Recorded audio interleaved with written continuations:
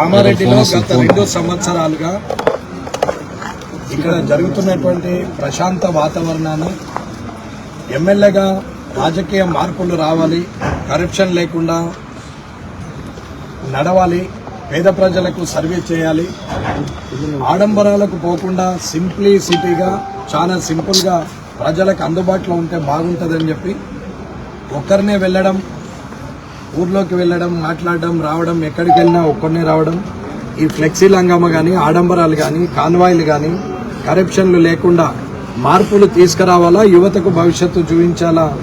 రాజకీయం అంటే అది కలెక్షన్ కాదు, ఖాదీ అంటే కలెక్షన్ కాదు, అది సర్వీస్ అనేది తెలవాలా. తెలుపుదనానికి చిమ్మము ప్రజలకు సేవ చేయడం అనేది తెలవాలని చెప్పేసి నేను ప్రయత్నం చేస్తూ వస్తుంటే అధికారం ఉంది కదా అనే అహంకారంతో గత 2 సంవత్సరాలుగా ప్రభుత్వ సలహాదారుగా వచ్చిన తర్వాత నుండి ముఖ్యమంత్రి రేవంత్ రెడ్డి గారు ఓటమి చెందిన ఈ ప్రాంతం నుంచి అతనికి ప్రభుత్వ సలహాదారుగా ఇచ్చిన తర్వాత నేనే మొత్తం చేస్తున్నా, ఈ 40 ఏళ్ళు ఏమీ చేయకుండా ఇప్పుడే నేను మొత్తం చేస్తున్నా అన్నంత ఆత్రంతో ఇన్ఛార్జ్ మినిస్టర్లను పెట్టి ఇష్టం ఉన్నట్టు వ్యవహరిస్తూ ఉంటే, క్వాలిటీ లేని వర్క్ చేస్తూ ఉంటే అడ్డుకున్నటువంటి వ్యక్తిని, డబ్బులు ప్రభుత్వం నుంచి అధికారుల ద్వారా నేను రాసిన లెటర్ల ద్వారా వచ్చిన శాంక్షన్స్ని నేను తెప్పించిన అని చెప్పుకుంటూ ఇన్ఛార్జ్ మినిస్టర్ని తీసుకొచ్చుకుంటూ ప్రోటోకాల్ లేదు అని నేను మాట్లాడడం వల్ల అధికారులు వెంట వెళ్ళలేకపోవడం వల్ల ఇన్ఛార్జ్ మినిస్టర్ని పెట్టుకొని రాజకీయం చేస్తున్నటువంటి ఈ షబ్బీర్ అలీ చేస్తూ ఉండని, చూద్దాం ఇంకొక 2 సంవత్సరాలు, ఇంకొక సంవత్సరం వరకు చూద్దాం, ఏమీ ఇబ్బంది లేదు అని చెప్పి ఆలోచిస్తూ కొంచెం ప్రజల పక్షాన చూసాం. కార్యకర్తలు కొట్లాడుకొని ప్రశాంత వాతావరణాన్ని ఇవాళ రాజకీయ రణరంగంగా మార్చడం బాగుండదు, మార్పు కోరుతున్న వ్యక్తిగా ఓర్పు ఉండాలి అనుకొని నేను ఓర్పుతో ఉంటే ఓటమి చెందిన వ్యక్తి ఇక్కడి నుంచి పారిపోయి నిజామాబాద్లో పోటీ చేసి ఓటమి చెంది ఇవాళ మళ్ళీ కామారెడ్డిలో ఉంటూ ఈ రాజకీయం చేస్తున్నటువంటి వ్యక్తి ఆయన. వెంకటరమణారెడ్డి అవినీతిలో కింగ్ అన్నారు. వెంకటరమణారెడ్డికి కౌన్సిలర్ సీట్ ఇచ్చి రాజకీయ రంగప్రవేశం చేసిన అని చెప్తున్నాడు. వెంకటరమణారెడ్డికి జడ్పీటీసీ ఇచ్చి జడ్పీ చైర్మన్ చేసిన అని చెప్తున్నాడు. నువ్వు చేసేది ఏంది నాయన? నువ్వేం చేసేది ఉంది? నువ్వెవడివి అసలు ఇవి చేయనికి? రాష్ట్రంలో కాంగ్రెస్ పార్టీ అధికారంలో ఉన్నప్పుడు రాష్ట్రంలో ముఖ్యమంత్రిగా ఉన్న రాజశేఖర్ రెడ్డి గారు అప్పుడు కౌన్సిలర్ ఇస్తే నీవే ఓటమి చెందించినావు, నీవే ఆపోజిషన్లో ఉన్నటువంటి బీజేపీ కౌన్సిలర్ ఇప్పుడు ప్రస్తుతం నీ కాంగ్రెస్లో చేరిన కృష్ణమోహన్ కు సపోర్ట్ చేసి నన్ను ఓటమికి గురి చేసినటువంటి వ్యక్తివి నీవు. 2006లో మళ్లీ రాజశేఖర రెడ్డి గారు జడ్పీటీసీ తాడవాయికి ఇస్తే అక్కడ సొంత బలంతో గెలిచినటువంటి వ్యక్తిని నేను. కాంగ్రెస్ కు 2 కాన్స్టిట్యున్సీల్లో 10 జడ్పీటీసీలు ఉంటే 2 వచ్చినాయి, ఒకటి మాచారెడ్డి, అది కూడా అందరినీ కొనుక్కొని యునానిమస్ చేసుకున్నారు అక్కడ వ్యక్తులు. ఇకపోతే నేను ఒక్కడిని తాడవాయి మండలం నుంచి గెలిచిన, మిగతా అన్ని కూడా టీఆర్ఎస్ టీడీపీ గెలిచింది.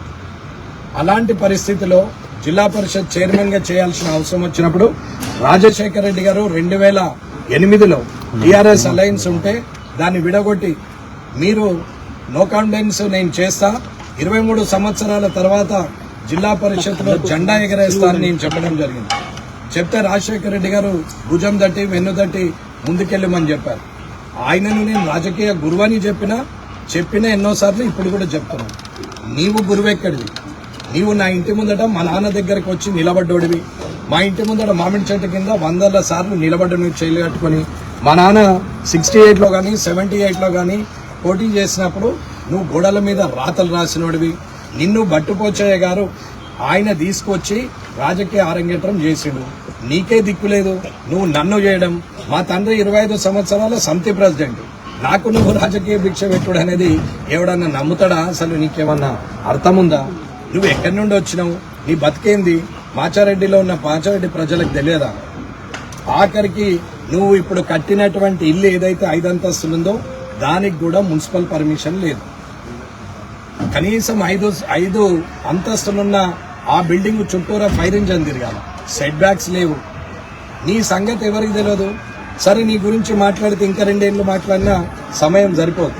సరే, వ్యక్తిగా నీకు 2 సంవత్సరాలుగా వయసులో పెద్దోడిగా నేను గౌరవం ఇస్తూ వచ్చిన పోన్లే.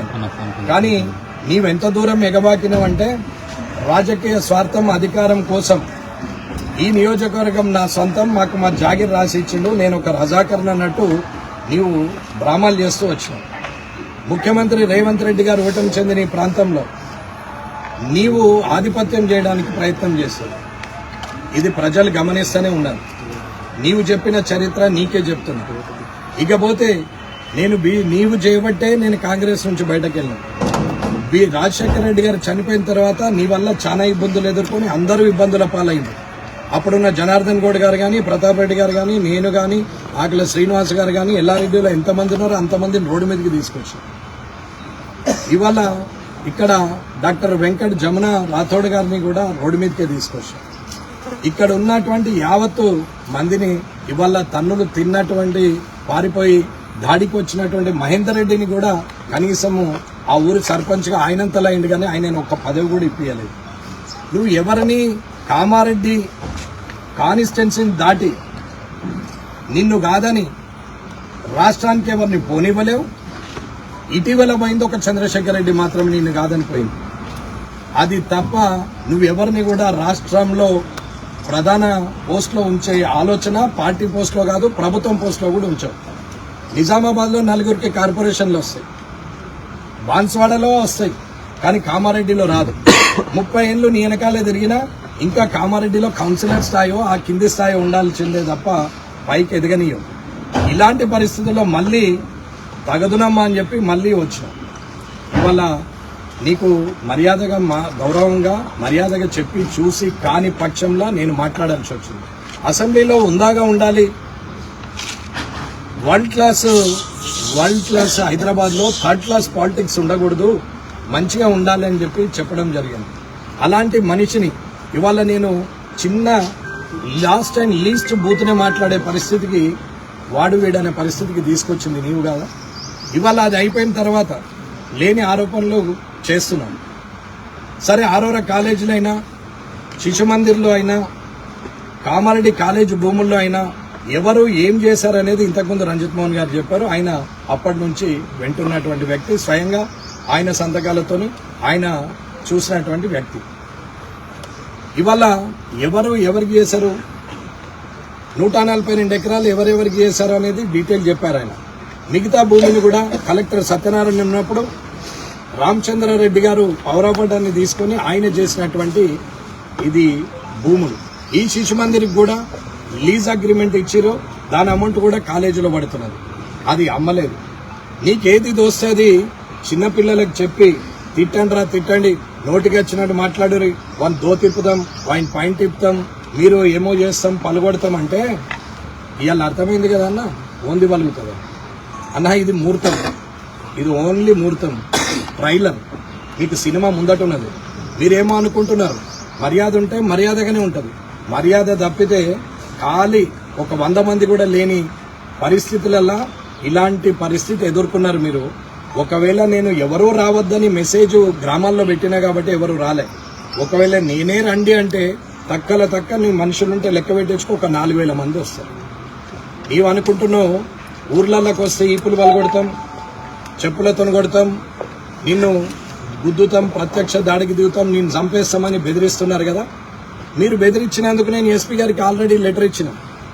నాకు వీళ్ళందరూ ప్రత్యక్ష దాడికి దిగుతామని బెదిరిస్తున్నారు, రేపొద్దున నాకేదైనా జరిగితే మీదే బాధ్యత అని ఎస్పీ గారికి మొన్ననే లెటర్ ఇచ్చిన.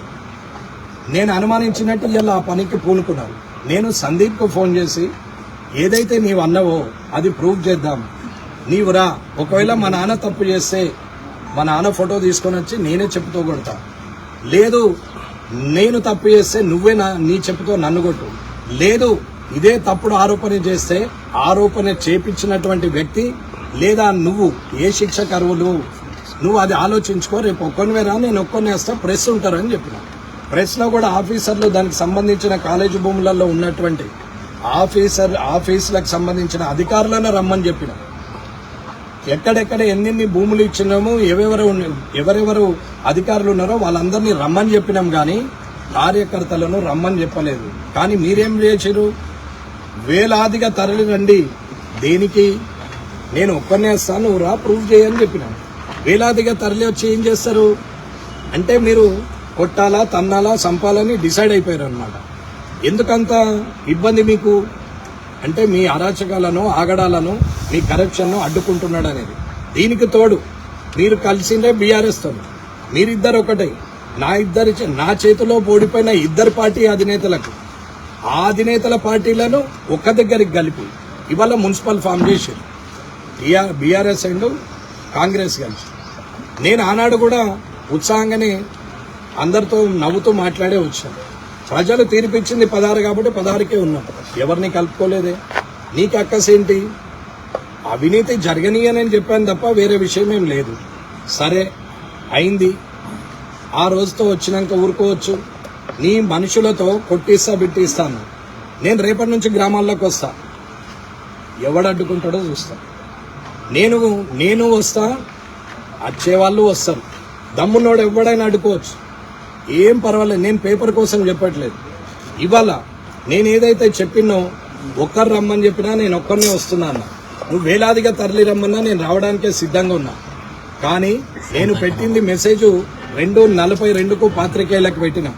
ఫైనల్ మెసేజ్ 3:12కు పంపించినాం. ఇది రికార్డుకు టైంతో సహా చెప్తున్నా. దాని తర్వాత మీరు వేలాదిగా రండి అని మీరు మెసేజ్లు పెట్టారు. అయినా నేను సిద్ధంగానే ఉన్నాం. రాత్రి 8 గంటలకు బాన్స్వాడలో గొడవ స్టార్ట్ అయింది. రాత్రి 8 గంటలకు బాన్స్వాడలో గొడవ మొదలైంది. అక్కడ హిందూ ముస్లిం గొడవలు చాలా అయిన తర్వాత ఎస్పీ గారు అక్కడి నుంచే ఫోన్ చేసి మాట్లాడి, మీరు ఇక్కడ ఏమన్నా మాట్లాడగలిగే ఆపిస్తే బాగుంటుందంటే ల్యాండ్ ఆర్డర్ ఇష్యూ కాబట్టి నేను కూడా అక్కడ ఉన్నటువంటి బీజేపీ వాళ్ళని, హిందువాహిని వాళ్ళను, అన్యక్షేత్రాల వాళ్ళందరితో మాట్లాడి ఏదైతే తప్పు చేసినటువంటి వ్యక్తి ఉన్నాడో ఆ తప్పు చేసిన వ్యక్తిని ఎస్పీ గారు మేము శిక్షిస్తాము, ఈ గొడవను ఆపితే బాగుంటది, ల్యాండ్ ఆర్డర్ ఇష్యూ వస్తున్నది, వేలాది మంది పోలీసులు ఇక్కడికి వచ్చి, వందలాది మంది పోలీసులు వచ్చినాం, వేలాది మంది ప్రజలు వస్తున్నారు, ఇబ్బందులు అవుతుంది అని చెప్తే నేను మాట్లాడాను. ఇక్కడున్న చైతన్య రెడ్డి గారు, ఇక్కడున్న సిఐ నరహరి గారు, అక్కడ ఉన్నటువంటి ఎస్పీ గారు, అందరూ అక్కడున్న ఏఎస్పీలు అందరూ ఫోన్ చేస్తే సరే అని మాట్లాడినాం. రాత్రి 12:30 వరకు అది మొత్తం సద్దుమనేటట్టు చేశారు. ఉదయం లేచి నేను వస్తే అక్కడ పోలీసులు, ఇక్కడ పోలీసులు వేలాదిగా తరలిరండి అని మీరు పెట్టిన మెసేజ్లను చూసుకొని నేను బయలుదేరుతుంటే ఇంటి ముందట సుమారు 100 మంది పోలీసులు ఉన్నారు. 7:30కి మీరు 9:30, నేను 10 అన్నా, మీరు 8:30 అన్నారు, మళ్ళా 9:30 అన్నారు. సరే మీకన్నా ముందు నేనే వస్తా అనుకున్నా. ఒక్కడనే బయలుదేరినాం వితౌట్ గన్మెన్స్. కానీ పోలీసులు అడ్డుకున్నారు. ఎస్పీ గారు ఫోన్ చేసి, అన్ని తెలిసిన వ్యక్తులు, మీరంటే గౌరవం ఉంది, మీరు ల్యాండ్ ఆర్డర్ను కాపాడతారు అనుకున్నాం, ఇన్ని రోజులు ప్రశాంతంగా ఉన్న కాన్స్టిట్యున్సీని రణరంగంగా మారుతున్నది, మీరు సహకరిస్తే బాగుంటది. బాన్స్వాడలో సమస్య చాలా జటిలంగా ఉంది, మీకు కూడా తెలుసు. ఇక్కడ 144 సెక్షన్ ఉంది. మళ్ళీ కామారెడ్డిలో అంటే ఈ పోలీస్ ఆ పోలీస్ చాలా సఫర్ అవుతామండి. ఒక్కసారి మీరు ఇల్లు కదలకుంటే మిగతాదంతా మేము చూసుకుంటామంటే సరే మంచిది, పర్వాలేదు. కానీ కలెక్టర్ గారు రెవెన్యూ రికార్డ్స్ని తెప్పించి, ఈసీలు పహానీలు తెప్పించి, ఈ 263 ఎకరాల నర ఎంతైతే భూమి ఉందో ఈ భూమిలో ఒక్క ఇంచు కూడా ఎటన్నా పోతే నేను రాజీనామా చేస్తా, లేదు అంటే కలెక్టర్ గారు ప్రకటించాలి. ఈ భూముల విషయం 30 ఏళ్లుగా బదనాం చేసుకుంటూ తిరుగుతున్నారు నన్ను, మా తండ్రి గారిని. ఇవాళ ఎవడెవడో లేచినోడు లేవనోడు, వెంటక పుట్టినప్పుడు కూడా పుట్టినటువంటి వ్యక్తి అటువంటి వాడు కూడా ఇవాళ మాట్లాడుతూ ఉంటే కుటుంబాన్ని అవినీతి పరులు అని చెప్తే 263 ఎకరాలు తయారు చేసినప్పుడు చుట్టుపక్కల మేము 100 ఎకరాలు కబ్జా పెట్టాలి, ఎక్కడ అరగజం లేదు. ఇవాళ 263 ఎకరాలు ఒక్క గజం అమ్మితే నిరూపించమంటే నిరూపించరు. కానీ ప్రతిసారి అవినీతి అవినీతి అని అంటాడు. ఇదే దొంగ ఆ రోజు ఇలాగే చేశారు, మళ్ళీ ఈ రోజు అలాగే చేస్తున్నారు. కాబట్టి నిరూపించుకోవాల్సిన బాధ్యత నాది.